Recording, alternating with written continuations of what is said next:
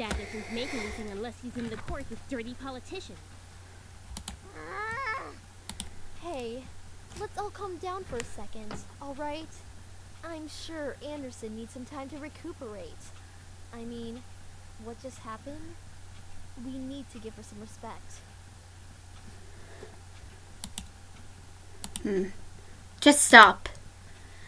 Stop acting like that already. Like you're feeling sorry for me. What are you talking about? I'm sure you're happy seeing me like this. You already have everything you've wanted. And now seeing me like this, life couldn't get any better. Bitterness seeped into me and would send flying out of my mouth without filter. But honestly, I didn't care. I was so consumed by anger that I only saw Lisette in front of me. What exactly am I to you? Just another part of your obstacle course? Is that what I am? I'm sick of it, Lisette. I'm sick of all these charades. I'm sick of you. Gasps rose from the crowd around her, and I was brought back to the school hallway. Even my friends beside me looked at me in surprise. One girl looked like she was going to speak up, but Lisette held her hand up to stop her. There was an emotion in her face I couldn't quite make out, but I could see a form of pity in her eyes. No, don't you dare pity me. I looked away from her. I didn't want to see that emotion in her eyes when she was talking to me. I saw it before, and when I did, all the restraint inside me broke. I'm sorry. I know your grandfather passing away must have really taken a toll on your emotions. She stepped towards me and put her hand on my shoulder, giving me a tiny smile, as if for old time's sake. But for some reason, I didn't feel comforted at all. Not that I was just angry at her, but the expression on her face as she leaned in close to me contorted like something complex. Something was different about her. I couldn't quite place my finger on it, but something about her had definitely changed. Well, I'll be going for now. Track meet responsibilities and all of that stuff. See you later. Something that made me feel uncomfortable. I wasn't just angry, but also uneasy. What was it? I'd never seen her like that before. But I decided to pay no further attention to her. She continued running down the hallway with a gaggle of friends behind her. I refocused my attention to Miss Phillips, who was walking down the hall towards me. Is everything all right, girls? Nothing we couldn't handle, Miss P. Just a bunch of snobs. Suzu, hush! It was nothing, Mrs. Phillips. I see. Well, Miss Anderson, please accept my condolences for your loss. Thank you, Miss Phillips. Your grandfather was a good man. He really upheld the philanthropy of his company's policies, and the money that went towards charity, too. I know, he was amazing. I really looked up to him and I wanted to be as good as he was. Well, I know that you'll be as great as your grandfather. Hell yeah, she will. She'll be 10 times better than her grandfather. Would I? Would I really be better than my grandfather? Everyone seemed to have high expectations for me. I wanted to do my best to make my family proud, but to be better than my grandfather? I was unsure about that. From outside the school window, I saw a familiar blue car pull up to the curb. Undoubtedly, it was my father in the driver's seat. Oh, my ride's here. Well, I guess I'll see you both tomorrow. Want us to come with you? Oh, no, it's okay. I'll be fine. See you. Hey, Dad. Hey, honey. As I got into the car, I noticed my father looked troubled, clutching his steering wheel and staring straight ahead as if something was really bothering him. About what happened yesterday. I'm sorry for yelling at you. You slapped me. No, it's nothing to worry about. Hello, he slapped me. I mean it. Thank you. I shouldn't have laid a finger on you. You know that you're my most precious daughter. You're all I have.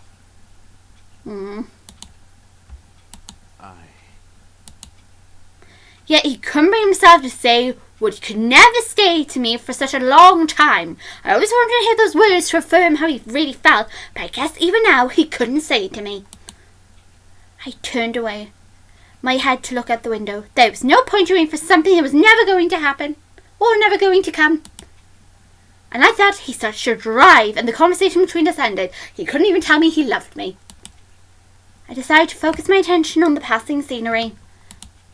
As fuzzy as it was, we were taking the usual route to your grandfather's house. It was located within the vicinity of the school district, but it was still pretty far from the school and from where our house was. He always lived alone. He insisted on doing things by himself, even at his age, living in such a large house. I wondered, did he pass away with no one at his side as well? It sounds so lonely and sad. It was strange that he decided on living all alone in his large estate. If anything, he could have lived with us. Though he and my father would have given each other the silent treatment the entire time, having living alone was preferable to that. I hadn't actually visited him for quite a while. Visits to his house were more frequent as a child, and I had grown up long since then. The last time I visited, though, he looked just as he usually was, happy and healthy. But things changed. In the back of my mind, I knew that he would have to leave one day. It wasn't like humans could live forever. So why did my heart feel so heavy? The car ride was mostly spent in silence, until he spoke again. How was school? Maintaining your grades, I hope. God's sake. Oh yeah, I've been trying my best, as of so far. Trying. That's not really doing the best you can, is it? With my father, only some words I said was filtered through his ears. It was difficult to keep up a conversation without eventually talking about academics or my future, even if it was something loosely based on it. He always found a way to integrate it whenever we talked. Anyway, your belongings are in the trunk. There isn't a lot, so I'm sure you can manage bringing them inside the house. After all, you're on the road to being independent. Yeah, I can manage on my own. The usual silence resumed between us. I really wasn't sure what to say around him, especially when most of the time we didn't share the same opinion. One question did linger in my mind: if he was going to justify acting so nostalgically at grandfather's funeral, I had the right to at least know why. Say, Dad, about you and grandfather. We are not talking about this. God damn it! I feel like we should be, because grandfather did leave us yesterday, so... I wouldn't care if he had left even long before that. I don't want to hear it, and that is the end of this conversation. God damn it!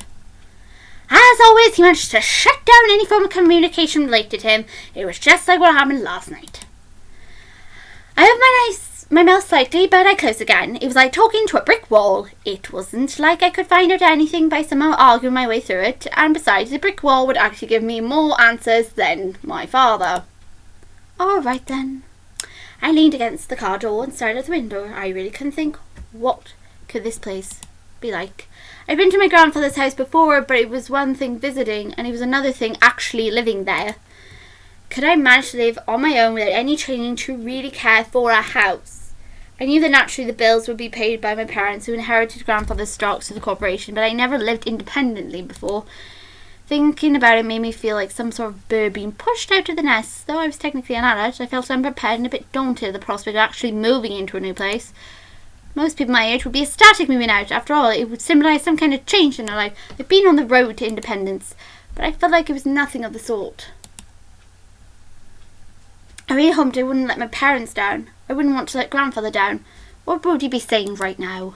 I gazed up at the passing clouds in the sky. If you were out there, grandfather, how would you be doing? Would there be anything you want to tell me at this moment? And of course, no answer. What was I doing in search of answers in the heavens? That would or would not exist. I ducked my head to stare at the blur of trees and cars from the car window. My head was definitely going into the clouds there at that moment.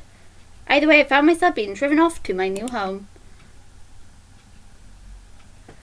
The car rolled to a stop and I drifted out of my thoughts. That actually looks like a proper actual house. Here we are. Go on in. Oh, thank you. Alright, come on, my lover. Alright. I love you, Dad. Awkward. No. Make sure to come by and visit us often. No, I'm going to miss you loads. Nothing other than a blank stare. I paused a bit before reaching for the car door handle, waiting for any form of goodbye, but he didn't speak again. I started next to the car, hearing my dad pop up in the trunk. I saw the 2 large bags I packed last night, and were large enough to carry only the things I needed. I took them out, placed one bag on each shoulder, and closed the trunk. He then drove off, leaving me alone in front of the mansion. I watched a blue car fade into the distance of the road before turning to see my new home. There it is. It's huge. My grandfather gave me this. It's hard to believe.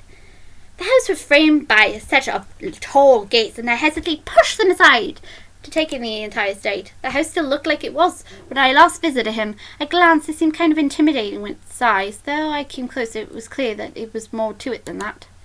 The brick walls were framed by shrubbery and lovely flowers, giving it a homely, welcoming look, but its contrast to the tall door into the house gave me a feeling of grandeur. Who knew what was waiting for me, but I couldn't back down at this moment. I took out the key to the front door and unlocked them. Well, I might as well make myself at home. I'll be staying here for quite a while anyway. That's when I saw them. A group of men were lying on the floor. They were all unconscious, but with no explanation as to why they were there in the first place. I dropped my bags to let the doors close on its own behind me. Who the heck are these guys? Why are they here? What's going on? Some of them had open wounds, the blood was staining the floor, and the scent was intermingling into the air. I couldn't help but feel bad for them instinctively, but nevertheless I was shocked and a bit angry at the sudden intrusion. My mind suddenly went from caring concern to confused and demanding for answers. Who are you guys? No response. I'll call the police. Still nothing. None of them seemed to be awake to answer or respond to me. It seemed surreal to have random strangers in the house I just moved into, but I wanted answers quickly. That was until... Eep! Get away from me! Woman, you're going to let me kiss you. Wow, the style for Sam was gorgeous. I couldn't believe it myself, but within a mere blink of an eye, one of the men went from lying on the floor to being right in my face. What was even more odd was the fact I felt serene and calm about it. And the fact he asked to kiss me. They looked so cute. Slowly a desire burned from my chest, telling me to accept his kiss. Even in my mind, vehemently refused. Go ahead. Good. Oh, that was animated. I like that. As he kissed me, I could feel my body go weak. I don't know why, but the kiss was draining my energy, and yet it was so good it made my heart sing. Sam, stop it. The person kissing me, Sam was his name, glanced behind him. I said stop. Now. Fine. Finally, he pulled back, and I was left standing there in a daze. What, huh? I couldn't tell what was going on. My mind was completely wrapped by this kiss, and my thoughts that melted into the depths of my forgotten memories. Please forgive my brother. He's a bit reckless. At least I feel a hell of a lot better than you right now. Because you used your abilities on her. Sam, you're such a reckless brute. Taking advantage of a beautiful young woman like her. Shut that pretty boy mouth of yours before I rip it off your pretty boy face. Jeez, you guys. Can we not fight right now? Not all of us are in the best state. I guess you are right, Matthew. I agree. Matthew looks the same design-wise. He hasn't changed much. Some of them haven't. Sam has changed quite a lot drastically throughout the concept art for him. As we noticed through the demos, and then obviously now to the second game he's changed a little bit. But Matthew hasn't changed all that much. And neither has Damien too much. Alright guys, his hair has changed colour. However, as the men got up and started to chat freely, my thoughts began to reassemble, and I remembered confusion and anger once again. Only now multiplied tenfold. Wah. Huh? Did you say something beautiful? And I exploded. What is going on? Why the hell are you all here in my house? Why are you all wounded? Why did you kiss me? Who are you guys? I couldn't help but explode, but after being taken advantage of and being left in a mushy state, my words escaped without filter. I definitely scared the men around me, even the man who kissed me. Oh, wait a second. The guy who kissed me. Ouch! What's your problem? What's your problem? You can't just go around forcing people to kiss you like that. Are you some kind of pervert? Pervert! It was only a kiss! It might mean nothing to you, but it means a lot to me. What? Was it your first kiss? Mm. Ow! Hey, what was that for? I know first kisses aren't exactly amazing, full of sparkles and something out of a fairy tale, but I at least expect it to be more than just something forced. So it was your first kiss. Stop making such a big deal out of it. Are you asking to get punched again? Well, what do you want me to do? It's not like I can somehow take it back. You should at least apologise. That would be sufficient. As if to himself, he muttered something under his breath.